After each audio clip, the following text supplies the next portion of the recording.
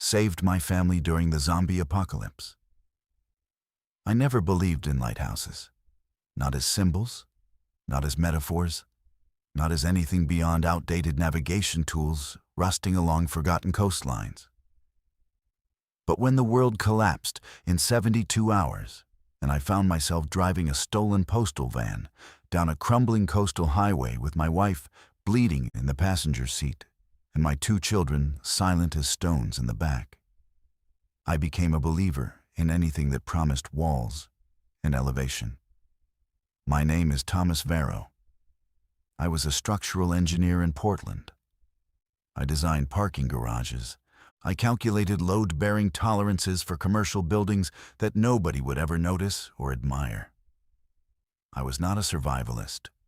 I did not own firearms. The closest I'd come to emergency preparedness was keeping a first aid kit under the bathroom sink that still had the receipt taped to its lid. The infection reached our neighborhood on a Tuesday. My daughter Cora, 11 years old with her mother's sharp jaw and my inability to hide fear, saw the first one from her bedroom window. She didn't scream. She walked downstairs, found me making coffee and said, "Dad, Mr. Patterson is eating someone on his lawn." I thought she was describing a nightmare. Then I heard the sound, wet, percussive, like someone dropping a watermelon from a second-story window, over and over. My wife Elena was already at the front door. She'd heard it before me. She'd always been faster to respond to danger, quicker to accept that the world could turn hostile without warning. She'd grown up in Sarajevo during the siege. She understood what I never could, that civilization is a consensus, and consensus can shatter overnight. "Get the children in the van," she said. Not a question, not a suggestion. My son Marcus was 7. He was in his pajamas, holding a stuffed rabbit that he'd named Professor. He didn't ask questions. He just watched his mother's face and matched her energy, becoming small and quiet and ready. We had 4 minutes. I know this because the microwave clock read 7:14 when Elena locked the front door, and 7:18 when I reversed out of the driveway, clipping the mailbox and sending letters scattering across asphalt that already had blood on it. 4 minutes between our normal life and whatever came after. The highways were already clogged by noon. We listened to emergency broadcasts that contradicted each other every 30 minutes. The infection was fungal. No, it was viral. No, it was a bioweapon. No, it was unknown. Stay indoors. No, evacuate to designated centers. No, avoid all government facilities. The only consistent instruction was silence. Stations dropping off the air one by one, like candles being pinched out in a long hallway. Elena's wound came from a gas station outside Salem. We'd stopped because Marcus needed a bathroom, and the fuel gauge was dropping toward empty. A woman. She looked normal. She was wearing a college sweatshirt and holding a phone, lunged at Elena from behind the ice machine. No warning sound. No visible decay. Just speed and teeth. Elena got her arm up in time to protect her throat, but the bite went deep into her forearm, and the woman wouldn't release until I hit her with a tire iron I didn't remember picking up. We poured hydrogen peroxide on the wound. We wrapped it in a torn shirt. We told ourselves it would be fine, because the alternative was something none of us could say aloud in that van, with those children watching their mother hold her arm against her chest and breathe through her teeth. I drove south because south was the direction we were already pointed. Then west because west meant coast. And coast meant fewer people, and fewer people meant fewer of those things that used to be people. My reasoning was primitive. Animal. I wasn't calculating anything. I was fleeing. The lighthouse appeared on the 3rd day, when the coastal fog lifted just long enough to reveal a white tower standing at the end of a narrow peninsula, separated from the mainland by a road so cracked and overgrown that my GPS had never registered it existed. "There," Elena said. Her voice was thin, her arm was swollen, but her eyes were clear and certain.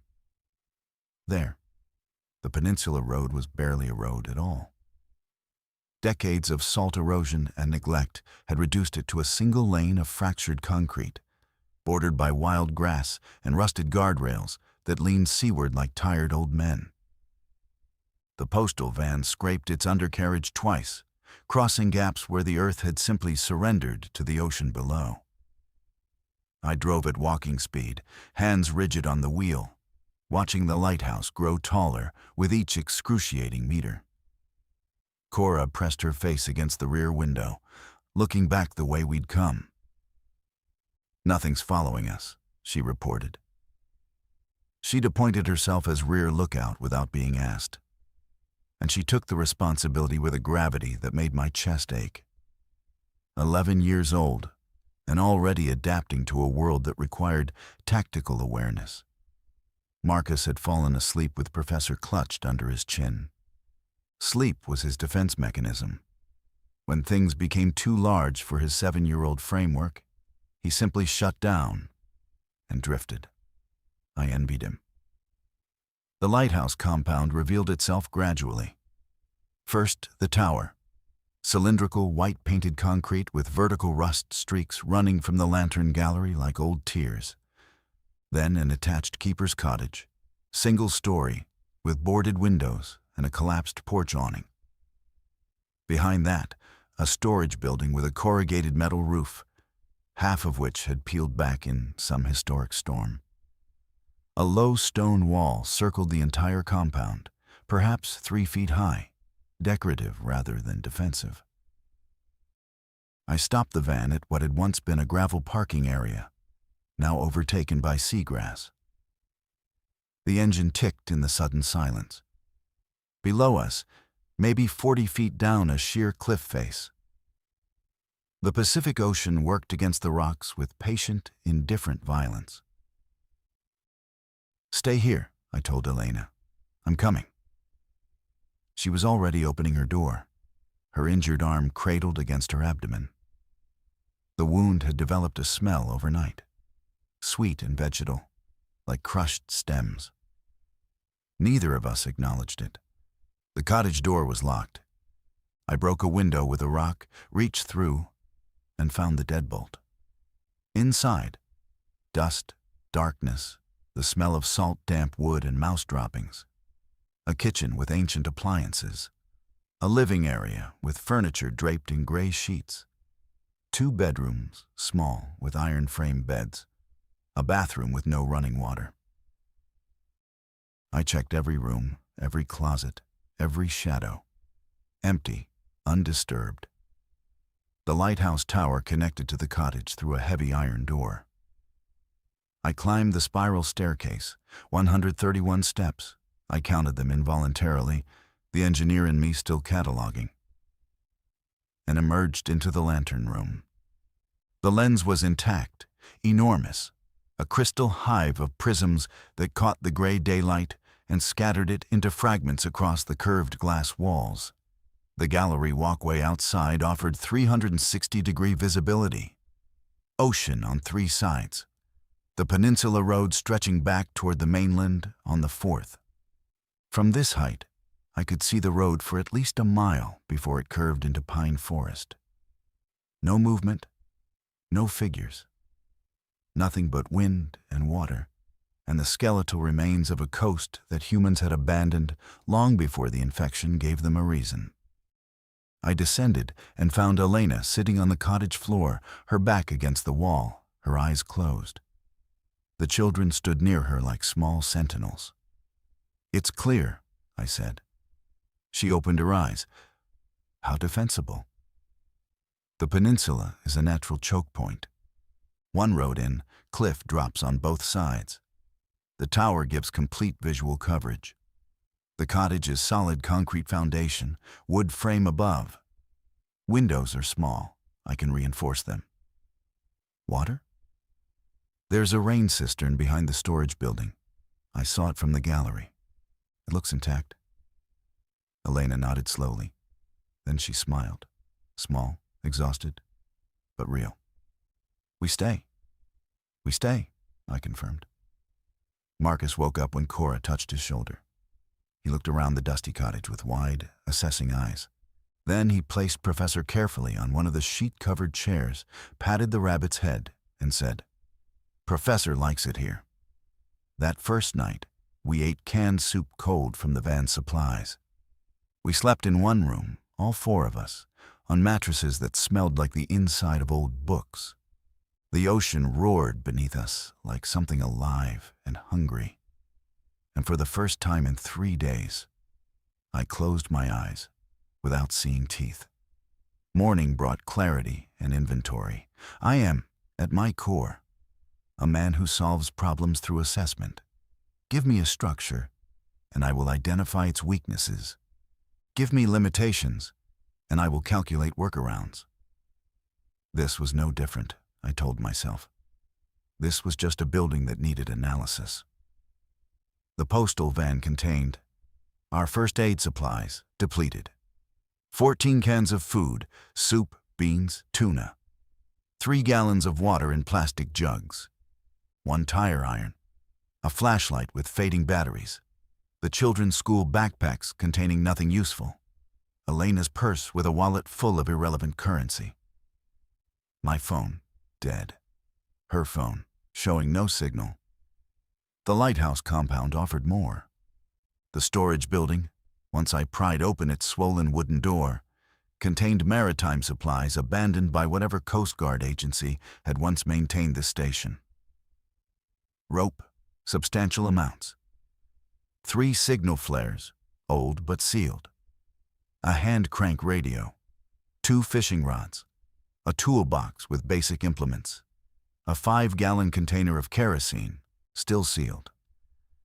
And, remarkably, a cabinet of canned goods so ancient their labels had faded to ghost impressions. But the seals appeared intact. The rain cistern held approximately 200 gallons. The water smelled metallic, but looked clear. I decided we'd boil it once I established a fire source. Elena cataloged everything with me, one-handed, writing inventory on the back of a postal route map I'd found in the van. Her handwriting was steady, despite the swelling that had now spread past her wrist toward her elbow. Red lines traced upward from the bite like tributaries flowing the wrong direction. "We need to talk about my arm," she said, without looking up from the map. "I know." "Not in front of them?" "I know. Tonight, after they sleep." I nodded. But what was there to discuss? We had no antibiotics, no antivirals, no understanding of what the infection was or how it transmitted, or whether a bite guaranteed transformation. We'd seen the broadcasts before they stopped. Some people turned within hours. Some lasted days. Some, the reports were contradictory and increasingly hysterical, never turned at all. Instead of confronting what I couldn't control, I worked. The engineer's refuge. I reinforced the cottage windows with boards from the collapsed porch awning. I tested every door's integrity. I walked the perimeter wall, assessing where it could be heightened. I examined the peninsula road for natural barriers.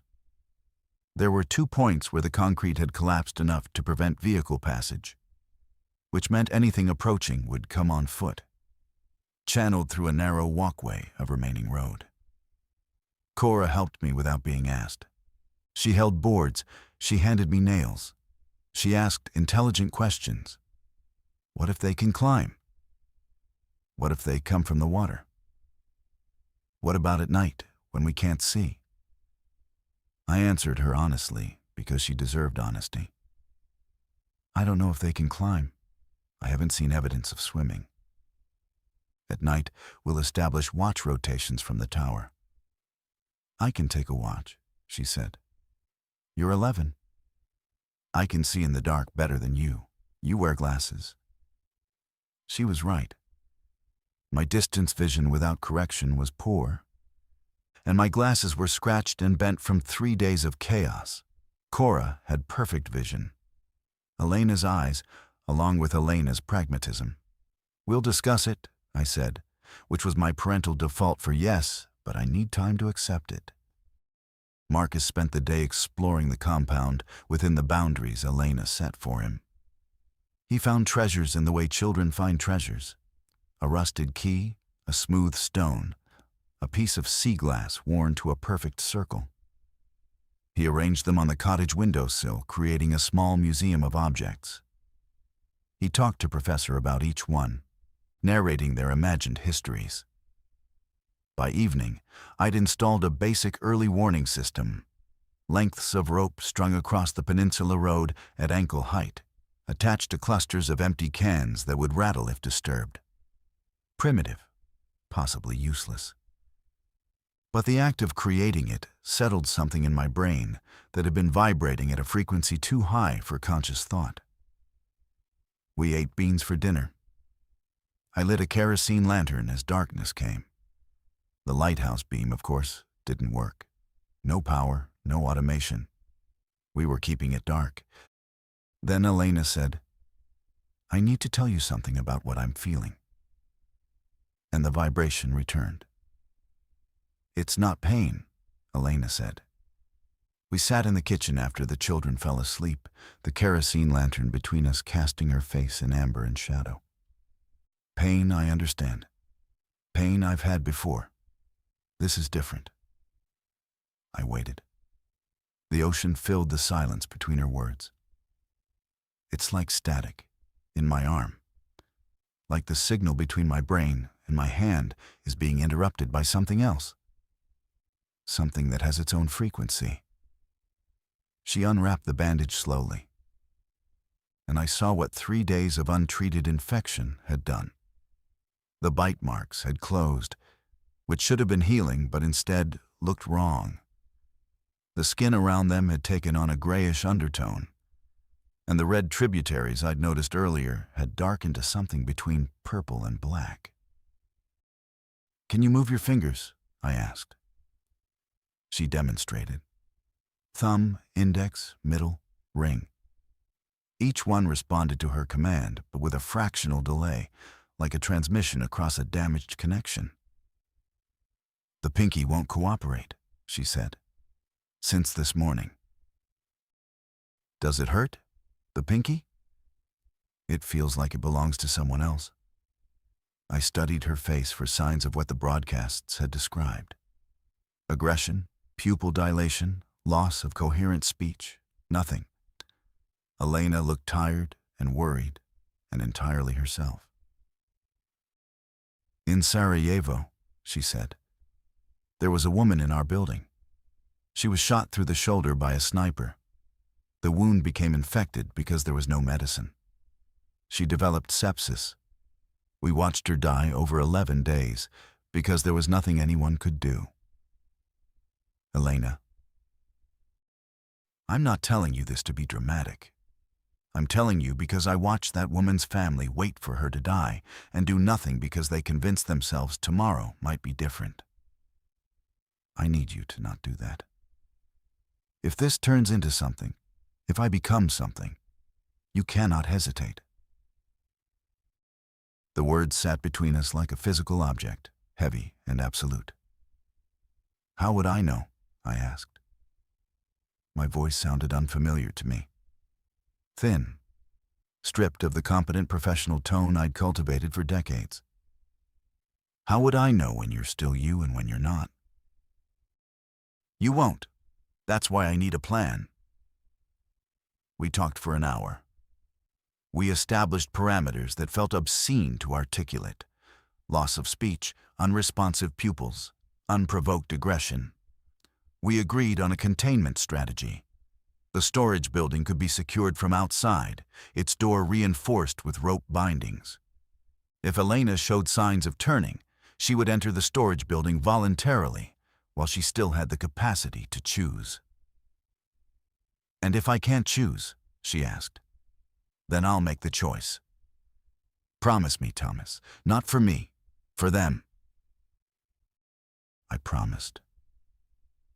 The word tasted like metal in my mouth, like the cistern water, like blood, like the taste of swallowing something that should not be swallowed. After she slept, I climbed the lighthouse tower and stood on the gallery walkway in the wind. The stars were extraordinary without light pollution. The Milky Way visible as an actual band across the sky, dense and ancient. I scanned the peninsula road with the flashlight, sweeping its weakening beam across the empty concrete. Nothing moved. But far in the distance, where the road disappeared into pine forest, I saw something I hadn't noticed during the day. Light, not electric, too orange, too unsteady, fire.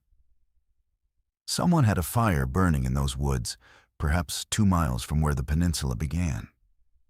People, or things that had once been people. I watched that distant orange glow until my eyes burned and the flashlight died. Then I descended in the darkness, my hand trailing along the spiral staircase wall, counting steps in reverse. 131 back down to my family. 131 steps between the stars and the ground. Between vigilance and sleep. Between the man I was supposed to be and the man I was terrified I actually was. In the bedroom, Marcus had rolled against Elena in his sleep, his small hand resting on her injured arm without knowing what it represented. Professor had fallen to the floor. I picked the rabbit up and tucked it back under Marcus's chin. Then I lay down beside my family and did not sleep. The fire in the forest was gone by morning. I told Elena about it while the children ate cold tuna for breakfast, a meal Marcus accepted only after negotiating the professor would receive an imaginary portion served on the smooth stone he'd found yesterday. People or infected? Elena asked. No way to know from that distance. If they're people, they might need help. If they're people, they might be dangerous. She studied me with an expression I recognized from years of marriage. Assessment. Elena was deciding whether my caution was rational or cowardly, and she would tell me her conclusion without softening it. We need allies, Thomas.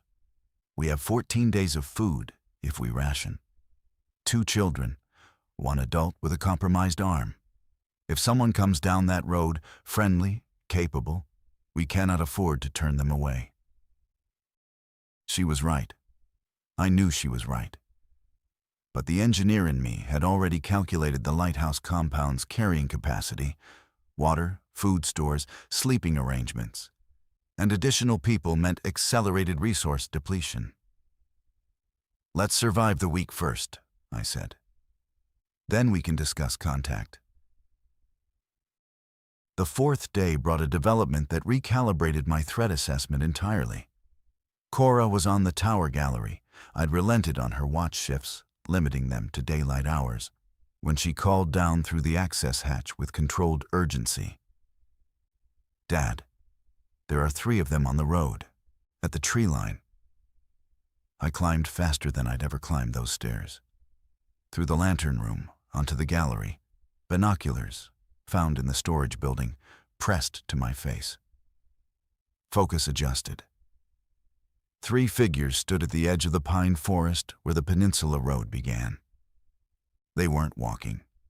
They weren't approaching. They stood in a loose grouping, bodies angled toward the lighthouse as if they could see it clearly despite the distance. 2 men and a woman, or what had been.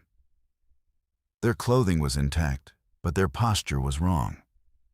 A stillness that living humans don't maintain. A predatory patience that bypassed conscious thought. They're not moving, Cora observed. No. Why aren't they moving? I don't know. We watched for an hour. They didn't advance. They didn't retreat. They stood like markers, like warnings planted at the boundary between the mainland and our peninsula. Occasionally, one would shift weight from foot to foot, a remnant motor pattern that suggested whatever governed their bodies still remembered balance. But no purposeful movement, no approach. "Maybe they can't cross," Cora said. "Maybe the broken road stops them." I'd considered this. The two gaps in the peninsula road where concrete had collapsed into the ocean below were perhaps 8 feet wide each. A human could jump them, with effort. Could these things jump? I hadn't observed enough of their physical capabilities to know. "Maybe," I said. "But we don't assume that." I reinforced the rope and can alarm system.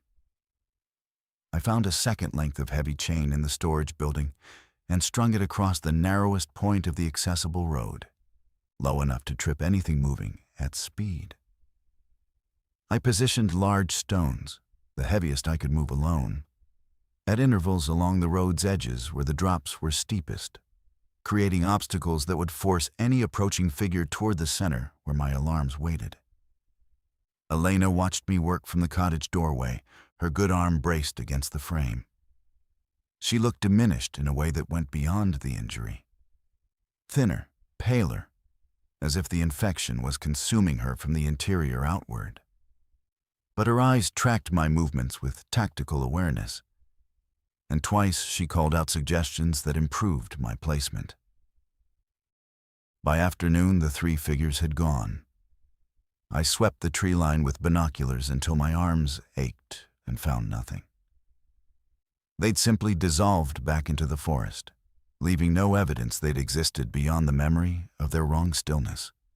That night, I heard Elena whispering in her sleep. Not words, sounds. A rhythm that didn't match breathing, didn't match dreaming. Something between humming and counting, in a pattern that repeated every 30 seconds with mechanical precision. I put my hand on her shoulder. She stopped. Her eyes opened, clear and present. "What?" she said. "You were making sounds." "I was asleep." "I know." She touched her injured arm in the darkness, said nothing, rolled away from me and was silent until morning. Day 5 introduced a variable I hadn't anticipated. Other survivors, alive and coming down our road. Cora spotted them from the tower at mid-morning. 2 figures moving on foot, clearly human in their gait, their urgency, their visible exhaustion. They carried backpacks, and one held what appeared to be a baseball bat. They moved quickly through the pine forest's edge, checked behind them repeatedly, and hit the peninsula road at a near jog. I met them at the outer perimeter, the tire iron visible but not raised.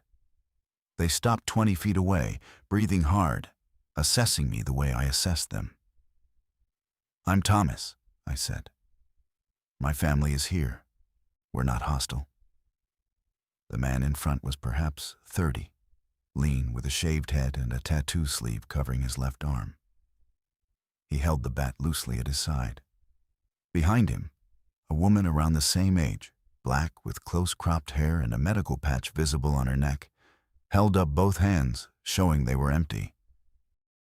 "I'm Dean," the man said. "This is Aisha. We've been moving for 6 days. We saw your compound from the ridge yesterday.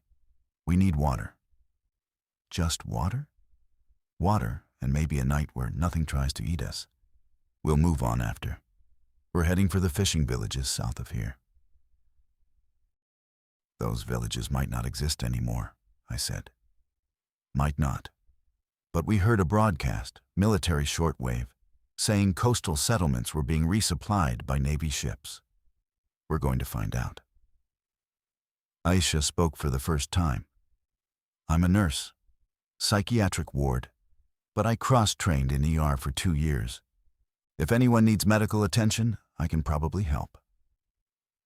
Her voice was steady, precise, professional competence as a bargaining tool. My gaze moved involuntarily toward the cottage where Elena sat. "Come in," I said. Over water from the cistern, boiled, I'd established a fire in the cottage's ancient wood stove that morning, Dean and Aisha told us what they'd seen. They'd been in Eugene when the infection hit. The city collapsed in 3 days. Military response was overwhelmed within 36 hours. The infected didn't behave like movie zombies. They were fast, coordinated enough to surround, and they didn't decay. Whatever reanimated them maintained the body's physical capability while eliminating everything psychological. "They're not dead," Aisha said, examining Elena's arm with gloved hands she'd produced from her backpack. "The people they used to be are dead, but the bodies are alive. Heart rate, respiration, muscle function, all active, just operating under different instructions." "Like a hijacking," Cora said from the doorway. Aisha looked at my daughter with surprised respect. "Exactly like a hijacking." "How's her arm?" I asked, unable to watch Aisha's face while she unwrapped Elena's bandage. The silence before Aisha's response contained its own diagnosis. "The wound is closed. No suppuration.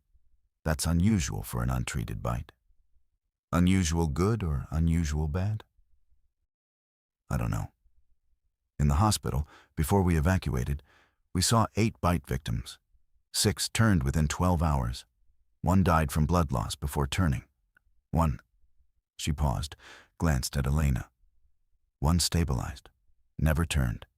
Developed a fever, discoloration around the wound, some neurological symptoms, but never turned."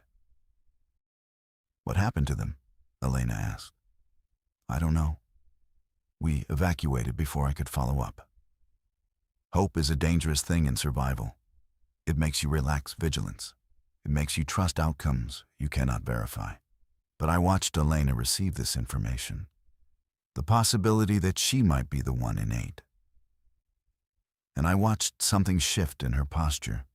A straightening, a return of the woman who had directed our evacuation with absolute authority. Dean offered to help reinforce the compound in exchange for 1 night's shelter. I accepted. By evening, we'd doubled the perimeter obstacles, created a secondary alarm line, and Dean had identified a vulnerability I'd missed. A narrow climbing path up the cliff face on the compound's south side, invisible from above but passable by anything with functioning limbs. We secured it with rope netting weighted with stones. Imperfect, but an improvement. That night, 5 people shared cold soup by kerosene light. Marcus showed Dean his windowsill museum. Professor received an introduction. For 45 minutes, the world felt like it contained something beyond threat assessment and wound management. Then the cans rattled on the road outside, and everyone stopped breathing simultaneously. Dean reached the bat before I reached the tire iron. We moved to the cottage door together, silent, operating on an instinct that preceded language. Behind us, Elena positioned herself between the children and the entrance, her good arm holding a kitchen knife she'd sharpened that afternoon against a stone. Aisha was already at the window, peering through the gap between boards. "I can't see anything," she whispered. "Too dark." The cans had rattled once, a brief, metallic disturbance, then nothing. The ocean's constant percussion against the cliffs made it impossible to isolate smaller sounds. Wind could have caused it, an animal, a shift in the rope's tension as temperature changed. "I'll go up," I said, meaning the tower. The height advantage was our primary asset. I took the dead flashlight, useless, and climbed by feel, hands tracing the cold spiral wall, counting steps in the absolute darkness. At the lantern room, starlight returned through the glass panels, enough to see the gallery door. Outside, the wind hit me immediately, salt-laden and cold. I leaned over the railing, straining to see the road below.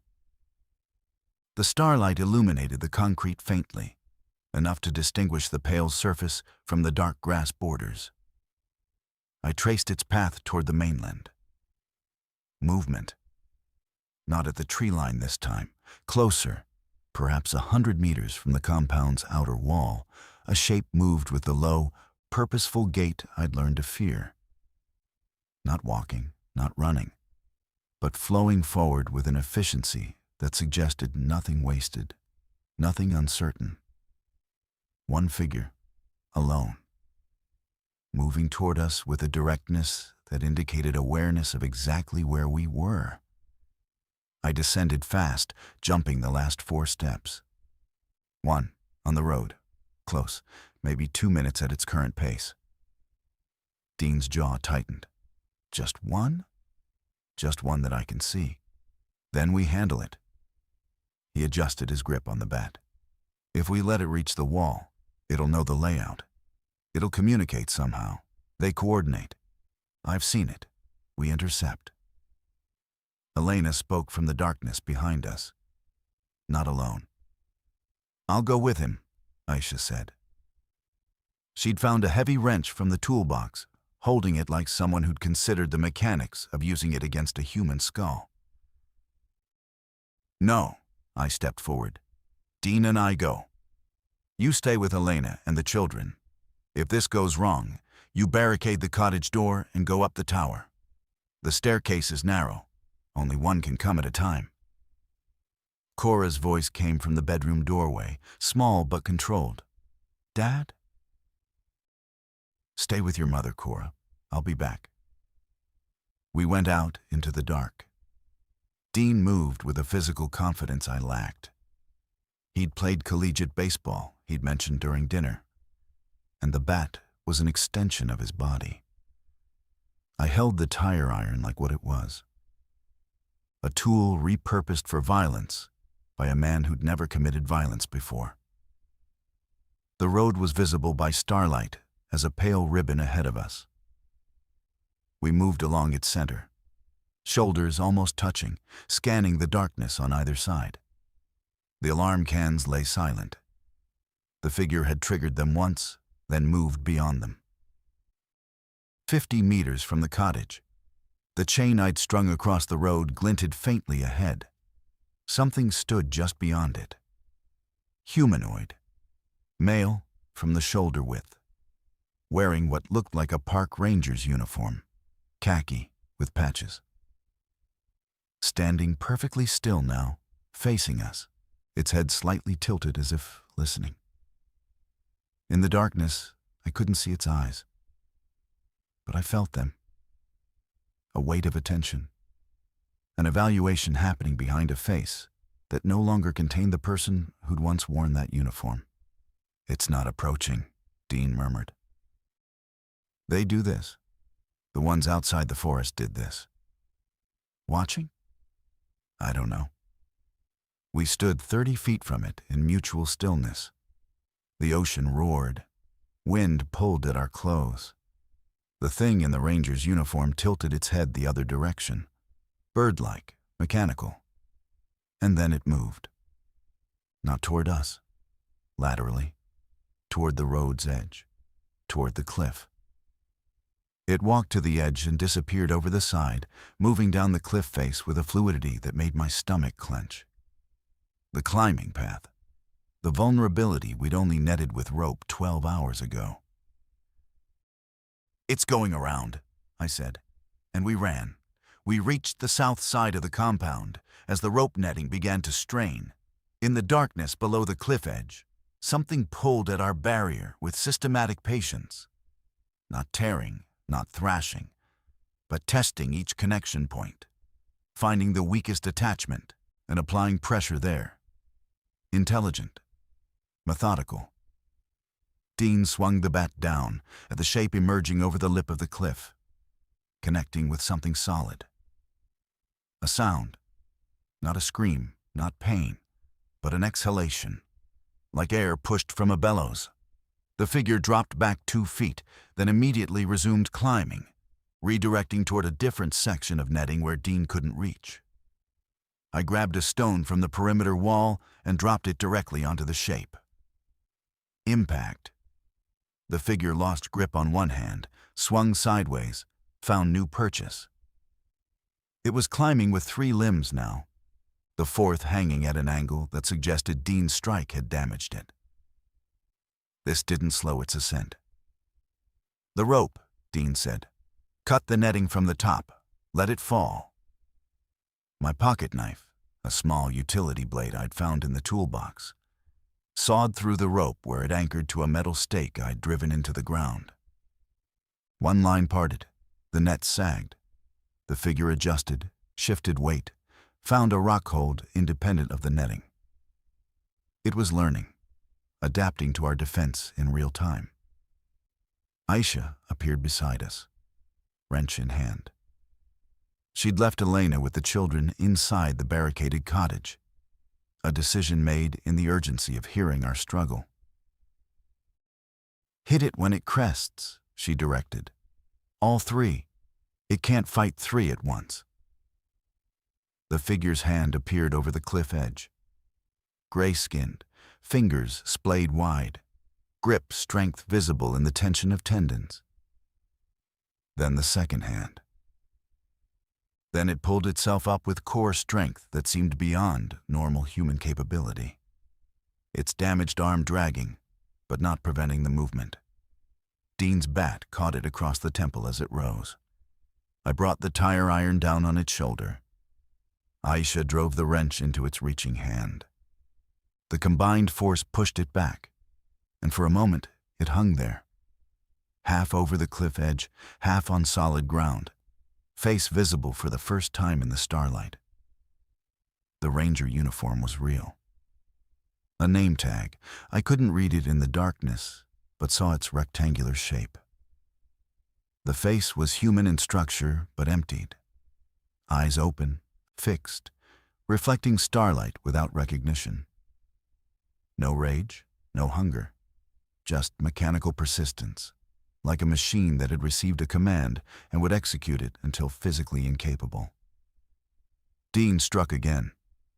The bat connected with the thing's forearm where it gripped the cliff edge. Bone cracked. I heard it, felt the vibration transfer through the air. The grip failed. The figure slid backward, disappearing over the edge with a sound of scraping cloth and stone.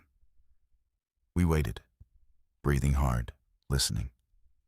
Below, the ocean received whatever fell to it without comment. "Is it gone?" Aisha asked. "Gone or broken enough to not climb," Dean said. He was shaking, adrenaline, not fear, though the distinction hardly mattered. I looked over the cliff edge carefully. Flashlight. No flashlight. Dead batteries. I looked with my inadequate eyes and saw nothing but darkness and the distant white of wave breaks against rock. "We need fire," I said. "Something we can light the perimeter with. We cannot keep doing this blind." Back inside, Elena had moved a dresser against the cottage door and positioned both children in the lighthouse stairwell, the most defensible interior point. When I knocked our agreed pattern, she moved the furniture and let us in, her face rigid with the effort of remaining calm. "Handled?" she asked. "Handled. 1. It tried the cliff path. The net didn't hold. No, I need a better solution." Marcus appeared from the stairwell, Professor in one hand, his other hand gripping Cora's sleeve. "Was it a monster?" he asked. I knelt to his level. "It was something that wanted to get in, and we stopped it.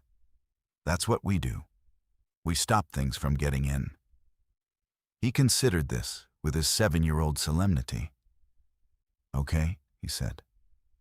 Then, Professor was scared, but I told him it would be okay. Professor was right to be scared. Being scared is smart. But you're safe, I promise. A promise I could not guarantee. Another metal-tasting word swallowed in the dark. Dean didn't leave the next morning. Neither he nor Aisha mentioned the fishing villages or the naval resupply broadcasts. The night had welded us into a unit through shared violence and shared fear. And leaving now would require acknowledging that our survival had been made possible by numbers. That alone, any of us, would likely be dead. "We stay until Elena's situation clarifies," Aisha said over breakfast. "Canned peaches, the last can with a readable label.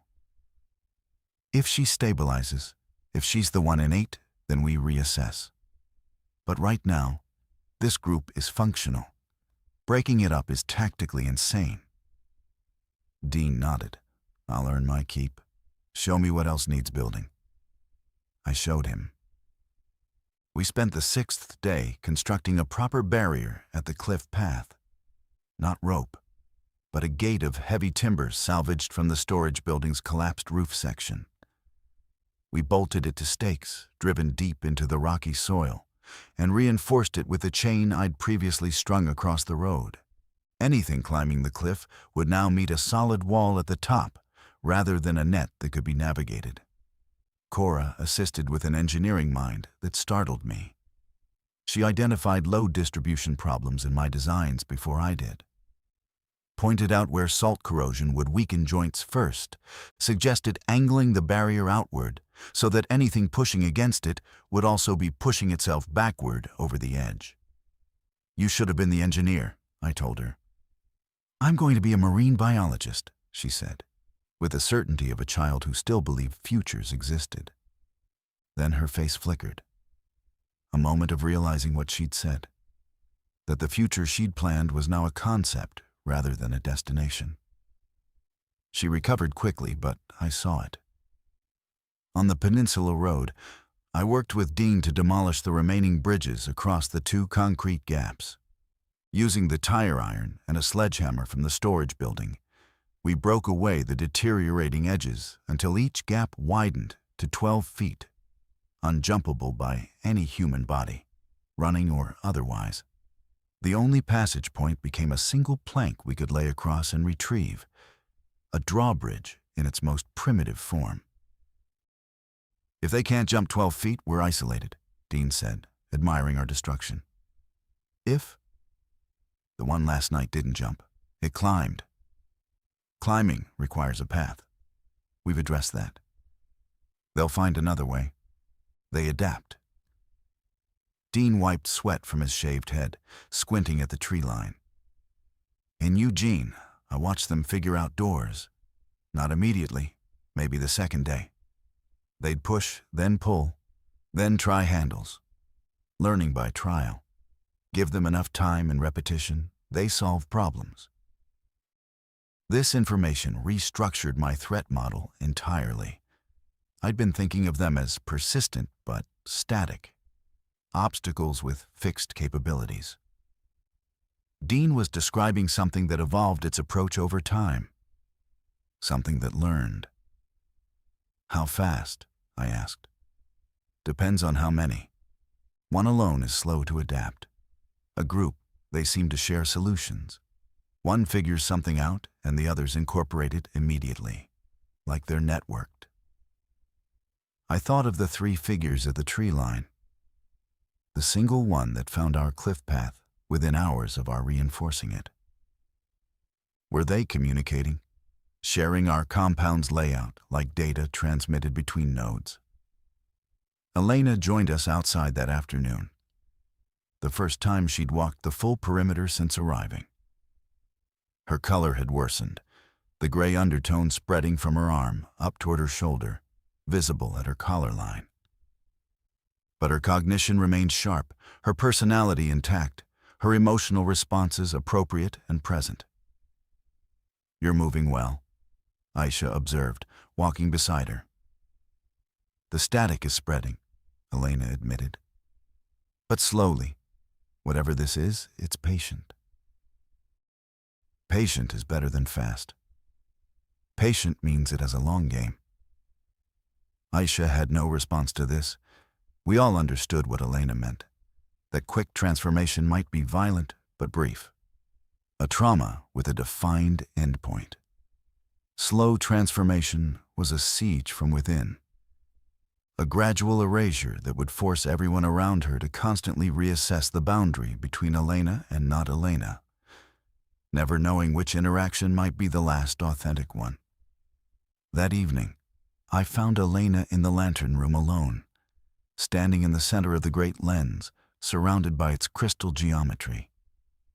She was humming the same pattern I'd heard in her sleep, rhythmic, mechanical, 30-second cycles. She stopped when she heard me on the stairs. "It's a song," she said. "From the infection. It puts songs in your head." "What kind of songs?" "Directions," she said. "I think they're directions." "Directions to where?" I asked, and my voice carried a sharpness that surprised us both. Not anger, but fear compressed into a point, demanding release. Elena wrapped her arms around herself, the injured one moving with that fractional delay I'd grown accustomed to tracking. "I don't know. It's not language. It's more like spatial awareness. A pull. Like knowing where north is without a compass, but the north keeps moving." "Moving toward what?" "Toward others. Toward them." She met my eyes directly. "Thomas, I can feel where they are. The three that were at the tree line, they're in the forest, half a mile northeast. There are more behind them. Maybe 20, maybe more. They're not random. They're organized around something. A signal. A center." The implications cascaded through my engineering mind like a structural failure analysis. One compromised element leading to sequential collapse. If Elena could sense them, the reverse was almost certainly true. They could sense her, our lighthouse, our isolated peninsula, our carefully calculated choke point. None of it mattered if the infected had a homing beacon sitting in our cottage. "Does Aisha know?" I asked. "I told her this morning. She said the stabilized patient at the hospital showed similar symptoms: spatial awareness, auditory phenomena. That patient also reported it fading over time, the body fighting it off." "Did it fade?" "She doesn't know. She evacuated." I sat down on the lantern room floor, my back against the curved glass wall. Outside, the ocean stretched to the horizon under a gray afternoon sky. Somewhere in that forest, 20 infected entities oriented themselves relative to my wife like iron filings around a magnet. "We have two options," Elena said. And her voice carried the same commanding clarity she'd used when directing our initial evacuation. "We leave this place immediately. Try to outrun whatever connection I have to them. Or we stay, and we prepare for the fact that they may eventually come. There's a third option. We find a way to sever the connection." "Thomas, I don't even understand what the connection is." "Then we figure it out. Aisha's a medical professional. We have time. You said it's slow, patient. We observe, we document, we find the mechanism." Elena smiled. Thin, tired, but with a warmth that felt like her. The real her. "The engineer wants to solve the building. The engineer wants to keep his family alive." We'd descended together and held a full group meeting. Even Marcus, even Professor. I laid out Elena's revelation without softening it. The children deserved information, because information allowed preparation. And preparation was the only currency that had value anymore. Cora processed it with rapid, visible calculation. "So they know where we are because of Mom?" "Possibly." "Then we need to know where they are too. Mom is like a radar." She looked at her mother with an expression that wasn't fear. It was strategic interest. 11 years old and already converting threat into asset. Dean was less optimistic. In Eugene, the network effect was what made them deadly. Individual infected were manageable. Groups were catastrophic. If they're organizing around your wife's signal, they'll reach critical mass eventually. Enough of them, and no barrier holds. "How long?" I asked. "I don't know. In Eugene, it took weeks before the really large groups formed. But we don't know the density out here. Could be fewer infected in a rural coastal area. Aisha proposed a monitoring protocol. Twice daily, Elena would report the pull's direction and intensity. We'd map it, track whether the infected were gathering, dispersing, or approaching. Treat it like a weather system. Predict its movements. "And my arm?" Elena asked. Aisha examined it again, gently, professionally. The gray had reached Elena's shoulder, but its advance had slowed. The red-purple tributaries had stabilized, no longer spreading, darkened to a permanent discoloration beneath the skin. "You're fighting it," Aisha said. "Your immune system is engaged. I can see the boundary where your body is holding the line. That boundary hasn't moved in 24 hours. Elena nodded. Then she closed her eyes, tilted her head slightly, and said, "They moved, just now. Closer by maybe 100 meters. They're testing whether the distance matters." The room went silent. Outside, the wind carried nothing but salt and the sound of waves. But we all felt it. The perimeter shrinking. Not from physical approach, but from informational certainty. They knew. And now we knew they knew. Days 7 through 9 established a routine that balanced vigilance with the mundane necessities of survival. Dean and I fished from the cliff edge. The rods from the storage building proved functional, and the coastal waters provided rockfish and small crabs that supplemented our dwindling cans. Aisha managed our water supply, establishing a rotation of cistern use and rainwater collection using tarps stretched between the cottage and storage building. Marcus adapted to our new reality with the plasticity of childhood. He incorporated the threat into his play. Professor now guarded the windowsill museum from imaginary invaders, and the stuffed rabbit's bravery grew proportional to the dangers Marcus sensed around him. He didn't ask about his mother's arm anymore. He'd accepted its discoloration the way children accept all parental attributes, as simply part of who she was. Cora became our intelligence officer. 3 times daily, she climbed the tower and swept the visible landscape with binoculars, reporting positions, numbers, and behavioral patterns. She maintained a log, a notebook found in the cottage's study, marking times, locations, and movement vectors with a precision that would have served any military reconnaissance unit.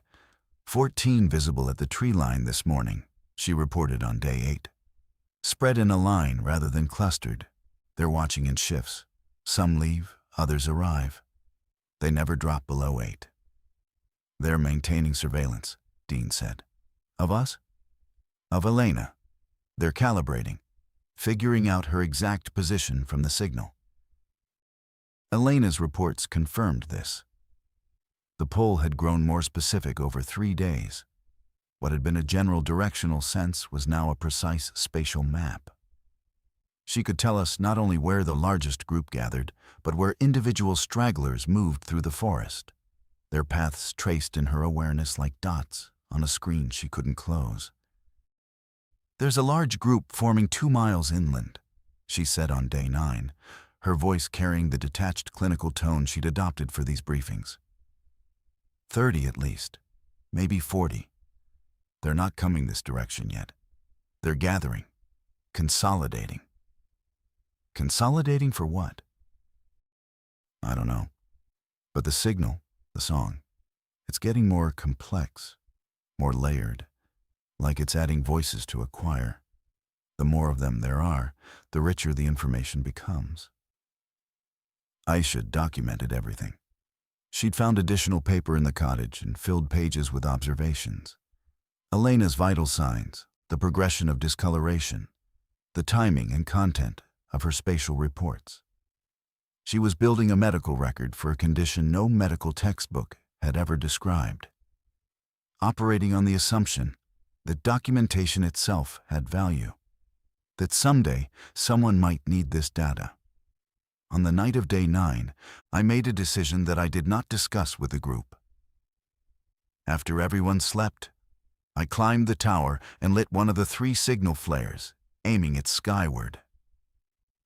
The red light burned for 12 seconds, illuminating the compound and the surrounding sea in crimson before dying.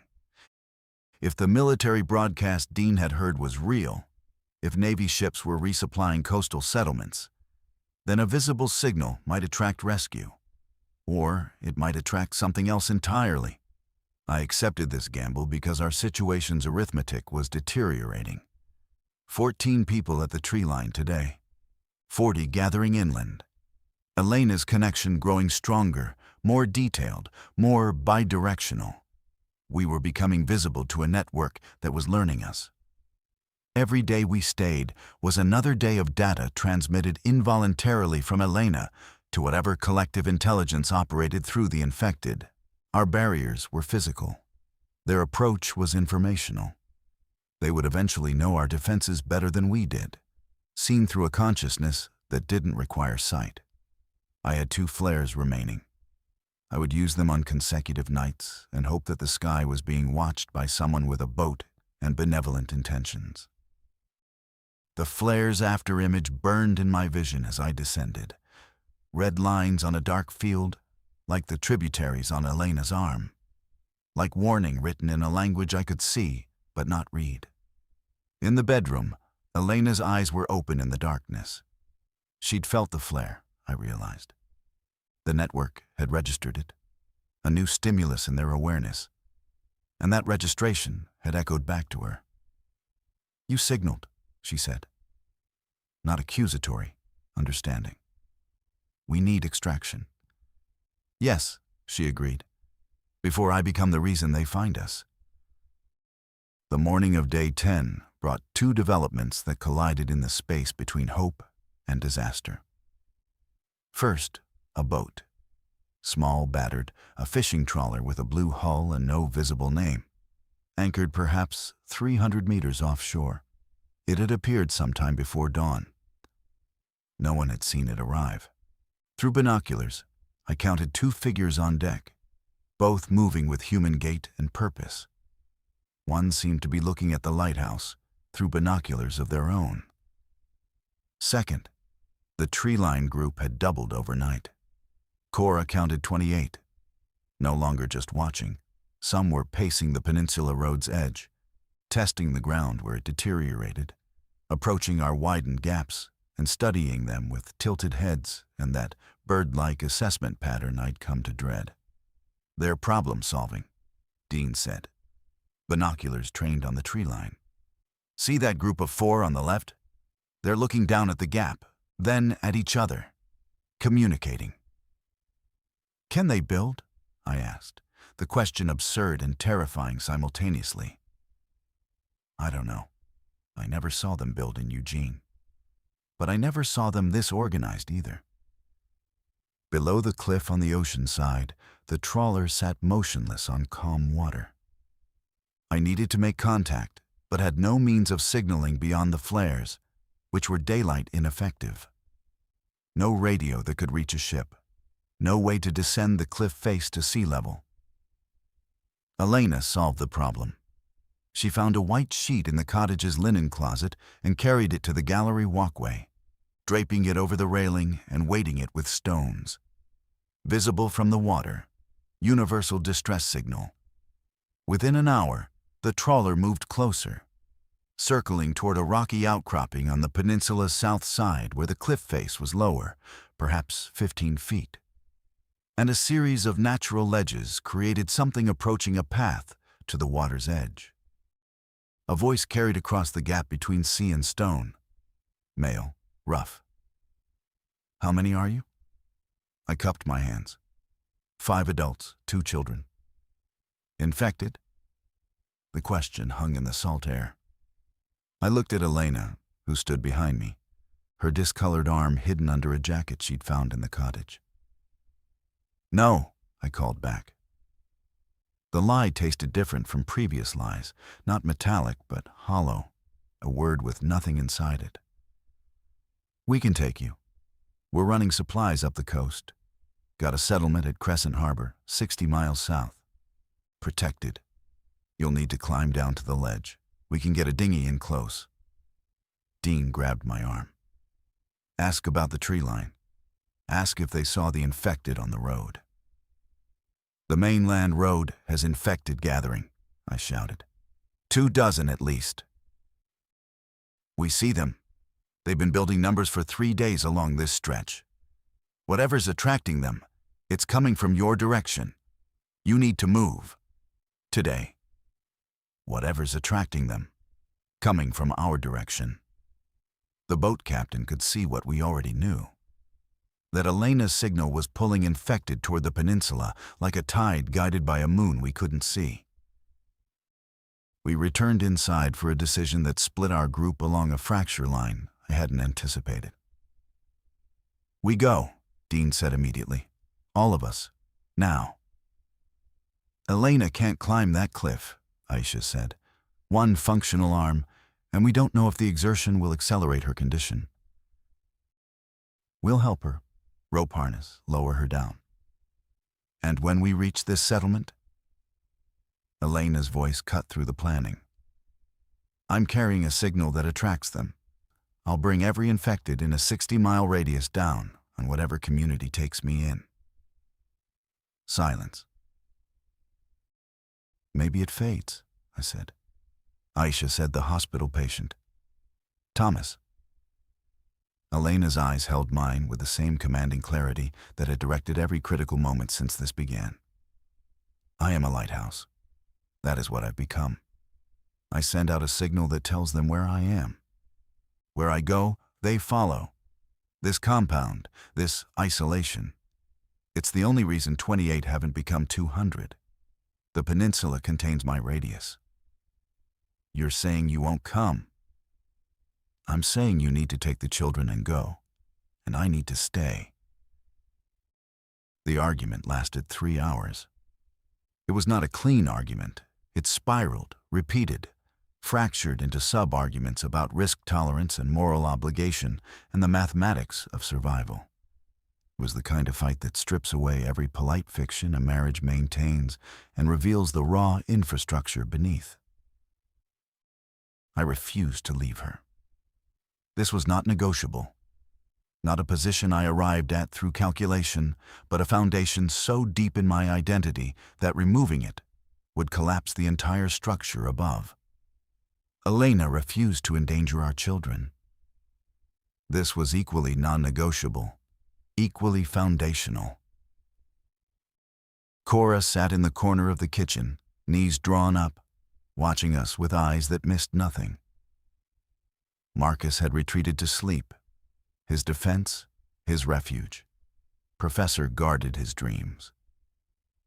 Dean and Aisha occupied the uncomfortable position of witnesses to an intimate dissolution. They said nothing until Elena turned to Aisha and asked, "Medically, what are my options?" Aisha chose her words with surgical care. Your immune system is holding. The discoloration has plateaued. Your cognitive function is intact. But the signal, whatever neural pathway it's using, shows no sign of diminishing. If anything, it's strengthening as more infected enter your range. So I'm stable but broadcasting. Yes. And broadcasting puts everyone near me at risk. The risk increases proportionally with the local infected population. In isolation, on this peninsula, the risk is contained to however many gather at the mainland edge. On the mainland, moving through populated areas, you'd be a beacon in a crowd. Elena looked at me. You hear it, Thomas. You hear the mathematics. The mathematics say we find a way to block the signal. The mathematics say we don't abandon family members based on incomplete data. My voice was louder than I intended. Cora flinched. Dad? She spoke from her corner, voice steady in a way that shamed my rising volume. Mom's right. Not about everything, but about the danger. You know she's right. You're 11, Cora. You don't get to. I'm 11, and I've been running threat assessment for this compound for 6 days. I know what 28 at the tree line means. I know what 40 more inland means. They're coming. Whether we go or stay, they're coming to her. The question is whether Marcus and I are standing next to her when they arrive. The silence after my daughter's words lasted long enough for the weight of them to settle fully. She'd said what I couldn't say, what Elena was saying, what the mathematics demanded. Dean cleared his throat. I'll stay with Elena. Every head turned. You don't have to, Elena began. I know, but someone should be here. In case the signal does fade, in case the hospital patient's outcome applies. You shouldn't be alone while your body fights this, and Thomas needs to be with his kids. He said it simply, without heroic posturing, without dramatic weight. A practical decision offered practically. Aisha touched Dean's arm, a gesture that contained an entire unspoken history between them. Then she nodded. I'll go with Thomas and the children. They need medical support more than you do. Agreed, Dean said. I looked at Elena. She looked at me. 23 years of marriage compressed into a single exchanged glance. Everything said, nothing adequate. The gap between love and action as wide as the concrete gaps in our peninsula road. The boat captain said today, Elena reminded me. Before the numbers grow, before they solve the gaps. I can't. You can. You have to. Thomas, I need you to be their lighthouse now. I need you to be the thing that guides them when everything else is dark. I crossed the room and held her. Her good arm wrapped around me with strength that defied her condition. Her injured arm hung at her side, fingers twitching in that fractional delay. Against my ear, I heard her humming. The signal's rhythm, involuntary, constant as a heartbeat. The song the infection had placed in her mind, singing her location to things that wanted to reach her. I'll come back, I said. I know you will. When this is over, when we find a way to fix this. Yes. We both knew it might be a beautiful lie.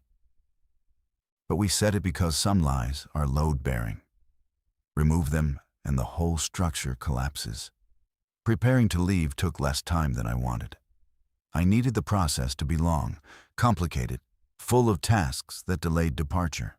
But survival packs for 4 people, myself, Cora, Marcus, and Aisha, required 30 minutes of focused assembly. Canned food, water containers, the remaining medical supplies. I gave Elena the kerosene, the flares, 1 remained, the fishing rods, the majority of the tools. Dean kept the bat. I took the tire iron. Marcus understood that we were leaving. He didn't understand why Mommy wasn't coming. Elena knelt before him, her injured arm concealed behind her back, and told him something I couldn't hear. Private words between mother and son. He nodded solemnly, then turned to me and held up Professor. Professor stays with Mommy, he said, so she won't be lonely. I watched Elena receive the stuffed rabbit with her good hand, watched her press it against her chest, watched her face perform the extraordinary act of smiling while shattering. Marcus nodded, satisfied that he'd solved the problem, and went to stand beside Aisha. Cora hugged her mother for a long time. Neither spoke. When they separated, Cora's face was wet, but her jaw was set. Elena's jaw, Elena's determination, Elena's refusal to let grief become paralysis. I said goodbye last. I held Elena's face in my hands and looked at her. Really looked, memorizing the specifics that photographs never capture. The particular green-gray of her eyes. The scar above her left eyebrow from a childhood fall she described 100 times. The way her hair fell when she tilted her head to listen. Every day I'll check the horizon, she said. Every day I'll look for you coming back. I'll come back. Dean shook my hand at the cottage door. His grip was firm, his eyes clear. I'll keep her safe, Thomas, as long as I can. I know. We descended the cliff path to the rocky outcropping where the trawler's dinghy waited, piloted by a weathered woman who introduced herself as Jin. She assessed us quickly. 2 children, 2 adults, 1 tire iron, and jerked her head toward the small, inflatable craft. Weight limits 4 passengers plus me. You're it. Let's move before those things on the road figure out what's happening. The dinghy ride to the trawler was short. 3 minutes of bouncing over swells while Marcus pressed his face into my chest and Cora sat rigid, watching the lighthouse grow smaller. I kept my eyes forward. If I looked back, I would jump into the water. I would swim back. I would fail my children in favor of my wife.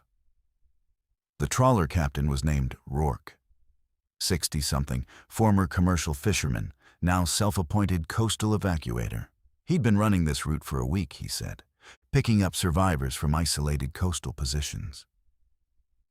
Your lighthouse isn't the first, he told me, as the engine grumbled to life and the coastline began to slide past. Found a family on a sea stack yesterday. Father and 3 teenagers. Been up there 5 days with nothing but the fish they caught. Where are you taking everyone? Crescent Harbor. Protected settlement. Military presence. Small but organized. Walls around a fishing village. Maybe 200 people so far. Is it sustainable? Rourke shrugged. More sustainable than anywhere else I've found. They've got water treatment, greenhouses, fishing fleet. It's not the old world, but it's a world. I stood at the trawler's stern and watched the lighthouse diminish to a white line against the sky. At its base, if I squinted, I could see 2 figures standing on the gallery walkway. Dean's height, Elena's posture. One of them raised a hand. I raised mine back, holding it up until the peninsula curved away and the tower disappeared behind the headland. Marcus tugged my other hand. Dad, will we see Mommy again? Yes, I said. The word was solid, certain, load-bearing. Cora stood beside me, her eyes dry now, fixed on the coast ahead rather than behind. How far is Crescent Harbor? She asked. 60 miles, I said. She nodded, calculating. Already solving the next building. Already engineering the next survival. My daughter. My wife's daughter. The future in her jaw and her eyes and her relentless, beautiful pragmatism. Crescent Harbor appeared around a headland at dusk, a crescent-shaped bay, enclosed by a concrete seawall that had been reinforced with shipping containers stacked 3 high.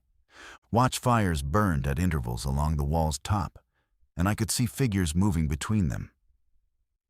Below, within the harbor itself, perhaps 20 boats of various sizes sat at anchor. On shore, structures clustered around what had once been a fish processing plant, now apparently the settlement's central hub. Rourke navigated us through a narrow gap in the container wall where an improvised gate could be swung open and closed. A spotlight tracked our approach, someone on the wall with a vehicle-mounted searchlight. A horn sounded, 2 short blasts, then 1 long. A code. Rourke responded with a handheld air horn, 3 short. We docked at a concrete pier where 2 armed individuals waited. A man in military fatigues without insignia, and a woman in civilian clothes with a shotgun held at rest across her body. 4 new arrivals, Rourke called. 2 kids, 2 adults. No bites. The woman stepped forward. We'll need to verify. Standard quarantine, 24 hours in the intake building. Medical check. Then you're assigned housing. I'm a psychiatric nurse with ER cross-training. Aisha said, stepping off the boat with practiced confidence. I'd like to speak with your medical team as soon as possible. I have documentation on a partial infection case that may be clinically significant. The woman's expression sharpened with interest. We have a doctor, former GP. He'll want to see your notes. Quarantine was a room in what had once been a boat repair workshop. Clean, dry, furnished with cots and a chemical toilet behind a privacy screen. Marcus fell asleep within minutes of lying down, his body finally releasing the tension of transit. Cora sat on her cot with the binoculars in her lap, the only possession she'd claimed from the lighthouse. Is this safe? She asked, studying the concrete walls. Safer than anywhere we've been since home. That's not what I asked. I know. I don't know if it's safe. But it's a community. It has resources and structure and people working together. That's the closest thing to safe that exists right now. She accepted this with a nod, then laid down with the binoculars still in her hands, fingers wrapped around them as a child might hold a stuffed animal. Her version of Professor. Aisha sat beside me on my cot, voice low. What are you going to tell the medical team about Elena? The truth. The truth might make them afraid. If they understand what her signal means, if they realize she's drawing infected, they might see her as a threat rather than a patient. She's 60 miles away. Even if her signal has range, the distance should provide sufficient buffer. Should. Aisha let the word hang. I'll present the clinical information first. Frame it as research data rather than active threat. Build their interest before revealing the proximity. Let them see her as a case study, not a danger. Is that ethical? It's strategic. Ethics is a luxury we'll resume when the infected stop coordinating. I didn't sleep that night. I lay on the cot listening to the unfamiliar sounds of a human settlement. Voices in the distance, a generator humming, the occasional metallic bang of construction work continuing through the dark hours. People building, people reinforcing. The sound of collective survival, of civilization reforming its consensus within shipping container walls. And beneath those sounds, in the quiet spaces between heartbeats, I thought I heard it, faint, barely perceptible. Not a sound so much as a feeling, a directional pull, like knowing where north is without a compass. Elena's signal, 60 miles away, diminished by distance, but not absent. A thread connecting us across the dark coastal miles, transmitting along whatever frequency the infection used to coordinate its stolen bodies. I could feel my wife. I could feel the direction to her, as precisely as a compass needle finding its pole. I told no one. Crescent Harbor gave us 3 weeks. 3 weeks of meals served in the processing plant's cafeteria, of Cora attending improvised schooling alongside 11 other children, of Marcus slowly learning to sleep without clutching objects. 3 weeks of Aisha integrating into the medical team and sharing her documentation, while I contributed engineering expertise to the settlement's ongoing fortification projects. I designed a water treatment extension that doubled their processing capacity. I calculated stress tolerances for a proposed second-story addition to the central building. I was useful. I was valued. I was performing the role of survivor contributor exactly as the settlement's social contract required. And every night, the pull strengthened. Not dramatically, incrementally, like a tide rising so slowly you only noticed when your feet were wet. Elena's signal growing clearer in my awareness, not just direction now, but something approaching emotion, a sense of her state, her wakefulness, her persistence. She was alive. She was still Elena. I knew this the way I knew the structural integrity of a well-built wall. Through understanding that preceded conscious calculation, I did not tell anyone, because I understood what it meant. The infection's network operated through proximity and exposure. I had been close to Elena for 10 days while her signal developed.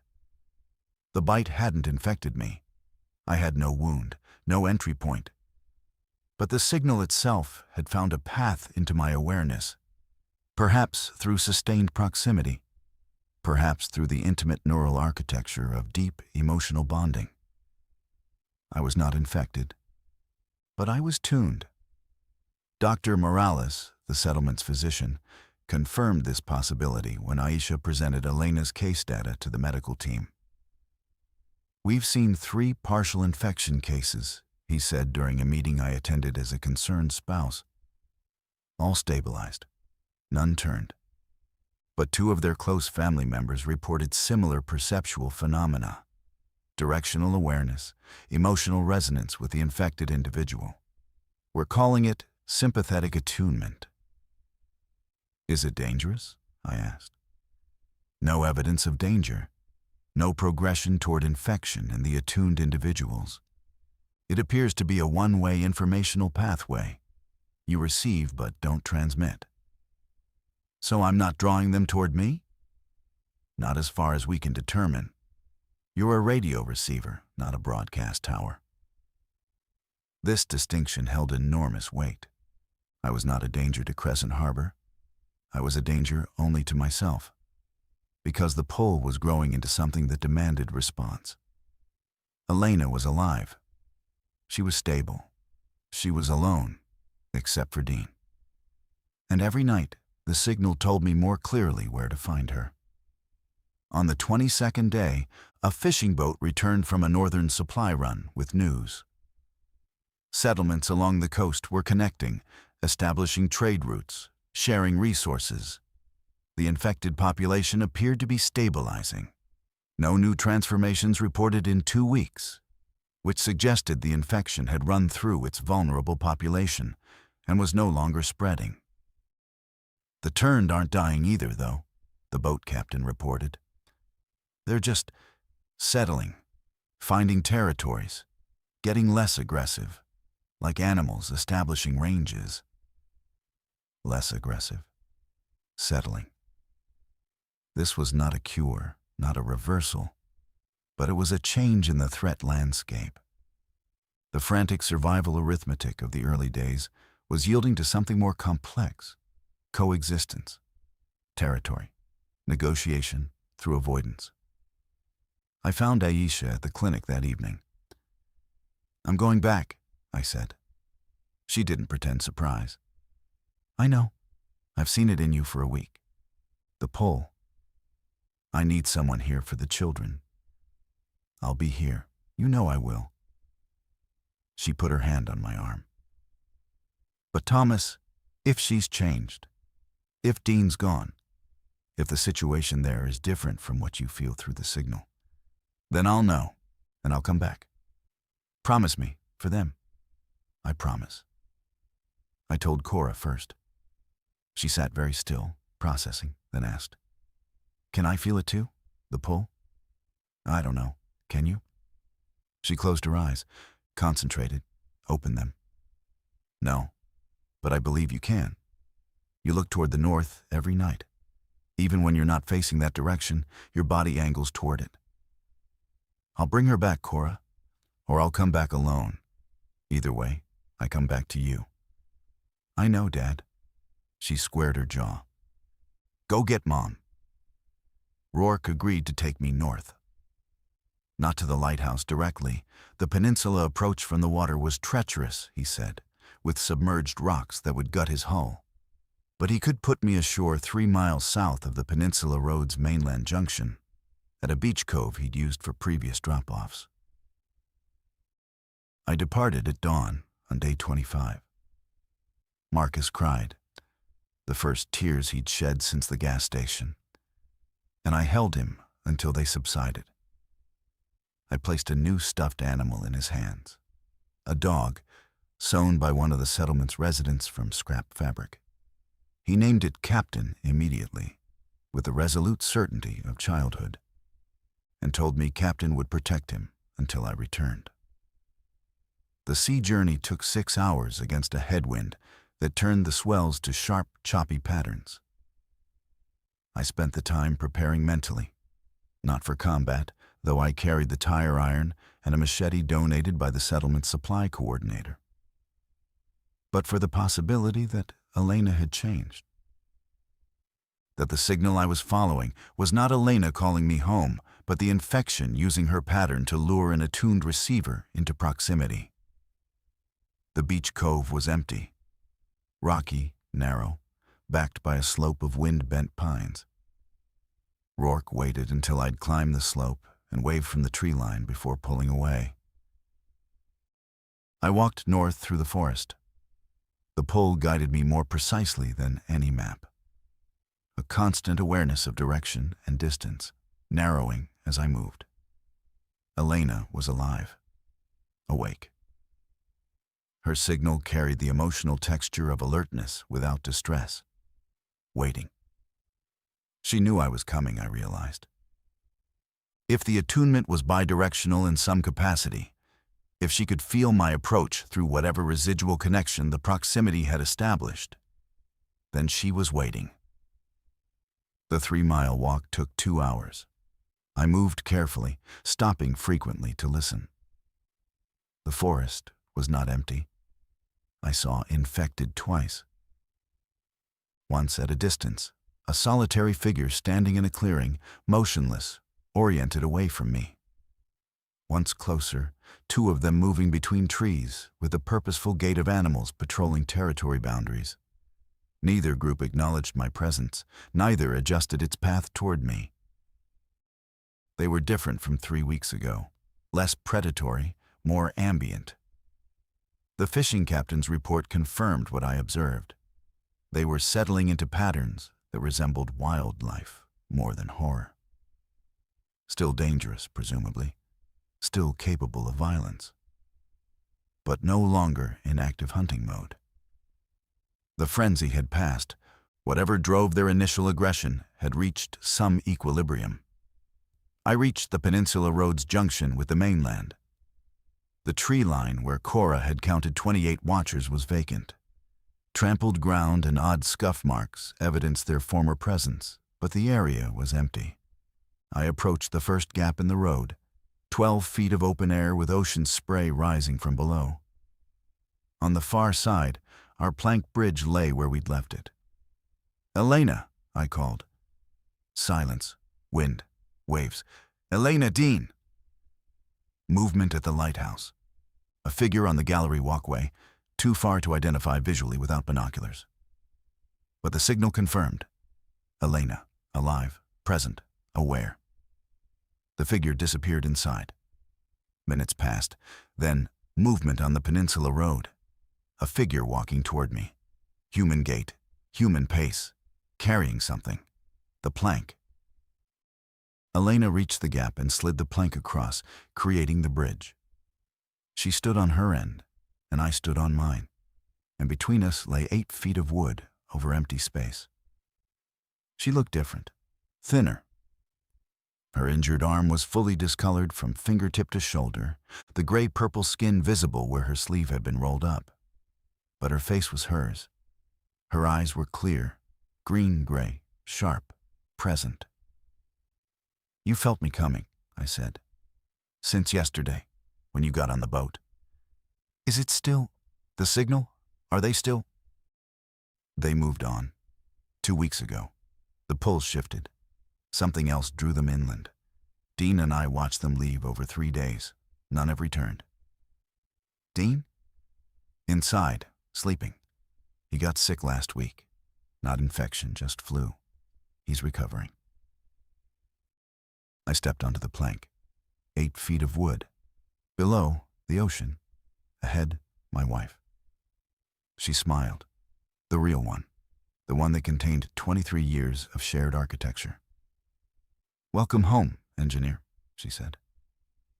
I spent 4 days at the lighthouse before returning south. 4 days of relearning Elena's presence, not through the attunement signal, but through the physical reality of her voice, her movement, her particular way of tilting her head when listening to the ocean. The signal had been correct. She was still Elena. Changed, marked, carrying something in her neural architecture that would never fully leave, but fundamentally herself. Dean had weathered the weeks alone with Elena through a combination of practical competence and quiet companionship. He'd expanded the fishing operation, maintained the compound, and talked Elena through the worst days. The days when the signal was loudest and the pull toward the gathered infected felt like a gravitational force she had to actively resist. Day 12 was the worst, he told me, over a meal of fresh-caught cod cooked on the wood stove. She walked to the perimeter wall and stood there for 6 hours, wouldn't respond to me, just stared at the tree line. I thought that was it. Thought I was going to have to put her in the storage building. What happened? She turned around, just turned around, and walked back inside and said she was hungry, like nothing had happened. Said the signal had been trying to override her, and she'd fought it to a standstill. I looked at Elena across the table. She met my gaze without flinching.